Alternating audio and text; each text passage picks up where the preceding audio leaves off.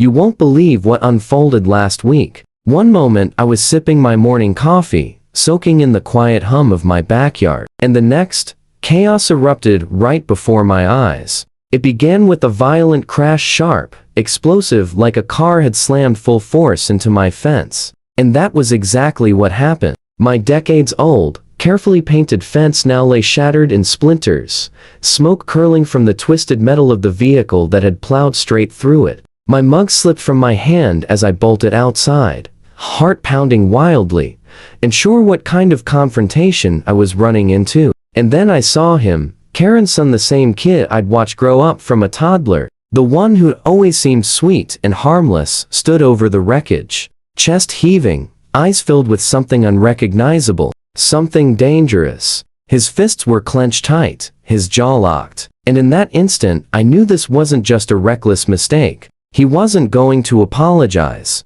He wasn't even thinking about what he'd done. He was spiraling. I stepped forward cautiously, trying to keep my voice steady. "Hey, are you okay? What happened?" I asked, my words trembling, but he didn't respond. Instead, he let out this chilling, hollow laugh like something deep inside him had snapped. He paced back and forth, muttering under his breath, and the tension in the air sharpened into something genuinely threatening. This wasn't about offense anymore. It was about his total loss of control. That's when Karen burst out of her house, her face drained, her arms flailing in panic. "Stop! Stop it right now!" she shouted, but she was already too late. Whatever storm was raging inside her son had drowned out everything. He didn't even glance at her. Instead, he shoved me back with shocking force, sending me stumbling. For a split second, fear gripped me. I thought he might seriously hurt me. Behind us, neighbors started peeking through curtains,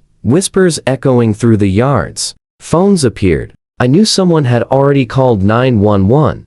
I slowly backed away, never taking my eyes off him, every muscle bracing for whatever he might do next. And then the sirens. Police lights swept down the street, slicing through the chaos. He froze, panic flashing across his wild expression. But it was too late. Officers sprang out of their cars, hands hovering near their weapons, shouting at him to get on the ground. Behind me, Karen screamed his name over and over, her voice cracking, unraveling. And then came the handcuffs. The metallic click around his wrists felt unreal, like I had stepped into someone else's nightmare. My own backyard had turned into a crime scene. This wasn't some typical teenage outburst. This was something darker, explosive, and deeply alarming.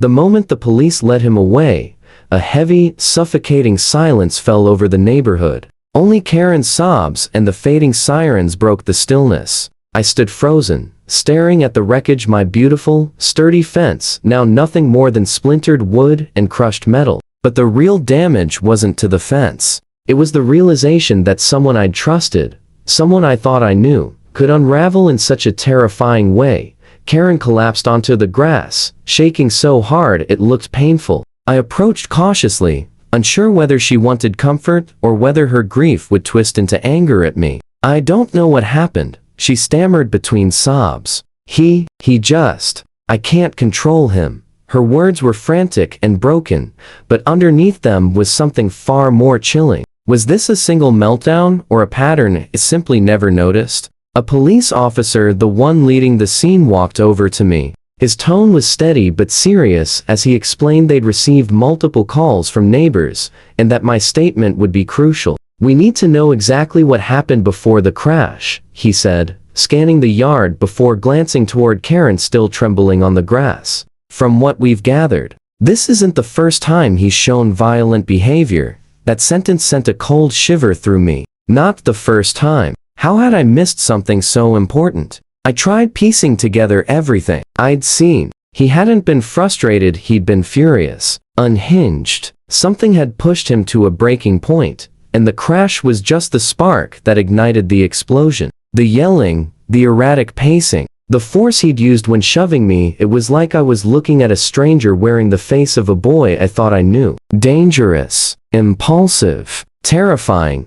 Karen eventually lifted her head, tears streaking down her face, looking at me with a mix of shame and fear. He never means to hurt anyone," she whispered. I I don't know what to do. But her helplessness only revealed a deeper truth. Whatever was going on in her home, she wasn't able to manage it. And suddenly, I wondered how long had things been unraveling under her roof. What else had been hidden? Neighbors slowly stepped outside, some to offer help, others simply staring. Rumors were already swirling: who called the cops, how bad the crash was, what had triggered the outburst. One thing was clear: this day would leave a mark far beyond my broken fence. As the sun dropped lower, long shadows stretching across the yard, I realized nothing about this neighborhood would feel the same again. Today had torn away a layer of calm taken for granted, and the questions now rising in my mind were only beginning. The next few hours blurred together: police statements, insurance calls, and hushed conversations drifting between uneasy neighbors, all of us processing the reality of what had just happened. Karen's son was officially transported to the station, and the officers reassured me they would take control of the situation. But even with the legal process already in motion, I couldn't shake the unsettling feeling that what happened was only the beginning. The way he had snapped suddenly, violently, hinted at a deeper storm raging inside him. A storm Karen had been trying and failing to contain for years. When I finally caught a moment to breathe, I replayed everything in my mind. The crash, the shoving, the manic pacing, the screaming. It hadn't been simple recklessness. It had been a terrifying, deliberate explosion of anger, one that made me wonder if he was capable of hurting not just property, but people. I realized just how lucky we were that no one had been seriously hurt. The situation could have turned into something far worse. Later that evening, Karen came over. Her face was pale and drawn, her movements stiff. She avoided my eyes at first, but eventually she spoke, her voice quivering. I never imagined he'd go this far. He's always had anger problems, but I thought I could handle it. I didn't think it would escalate like this. Her words were raw, tangled in fear, guilt, and exhaustion. And for a moment, I felt both sympathy and disbelief. Sympathy because she clearly loved her son.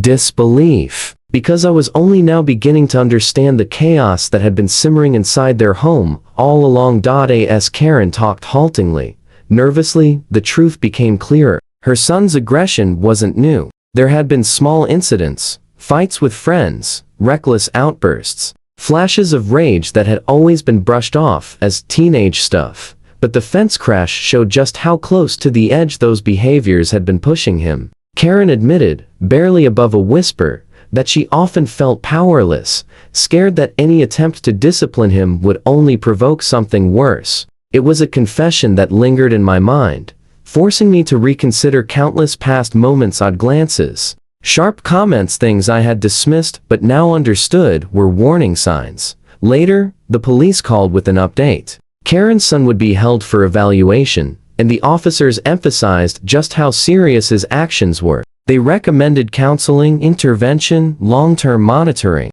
Their tone made one thing clear: incidents like this tend to repeat if the underlying problems aren't addressed. I listened silently, realizing this wasn't just about legal consequences. It was a wake-up call for Karen, for her son, and for our entire neighborhood. By the time the evening drew to a close, I stood alone with my shattered fence, a flood of emotions, and an uneasy feeling I couldn't shake. The incident had exposed a side of Karen's son no one should ever encounter unprepared. It forced me to confront the fragile nature of safety, trust, and stability. And just when I thought the night had ended, Karen left me with a final, chilling warning. You have no idea what he's capable of when he's pushed.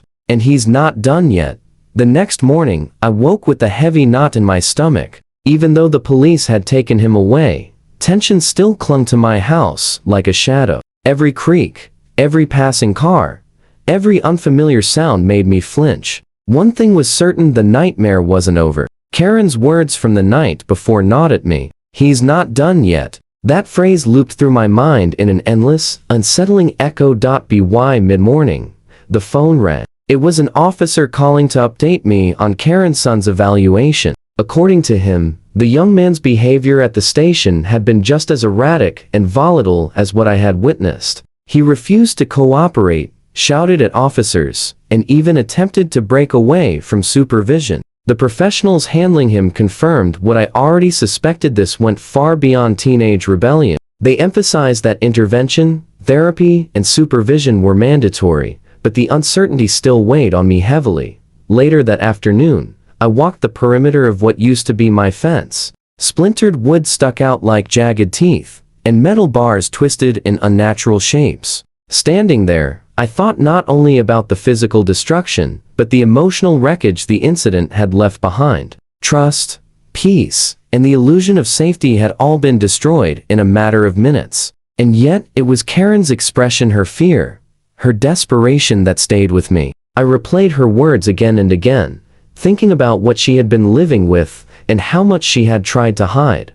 Just as I turned to walk back inside, my phone buzzed again. Karen's name flashed across the screen. Hesitating, I answered. Her voice was softer than I had ever heard, thin and fragile. I need to tell you something, she said. What followed left me frozen. She admitted that this wasn't an isolated event. Her son had a long history of explosive reactions, some she had hidden from neighbors, others even from close family, because she had hoped to handle everything quietly. But the truth, she confessed, was far darker and more dangerous than anyone imagined. I listened in stunned silence as she described past confrontations, destroyed property, escalating threat, signs of a pattern that had been unraveling for years. Fear tightened in my chest, but so did a strange kind of relief. At least now, the truth was out. At least now, professionals were stepping in. But even then, Karen's warning echoed in my mind. He's not done yet. It was clear that the story wasn't over. Vigilance would be necessary. The fence crash had only been the beginning of a much larger, far more complicated descent into chaos. If you thought the story was wild, hit that like button to show some love. Don't forget to subscribe and turn on notifications so you never miss these unbelievable real-life moments. And I want to hear from you. What would you do if someone went full psycho in your neighborhood? Drop your thoughts in the comments below.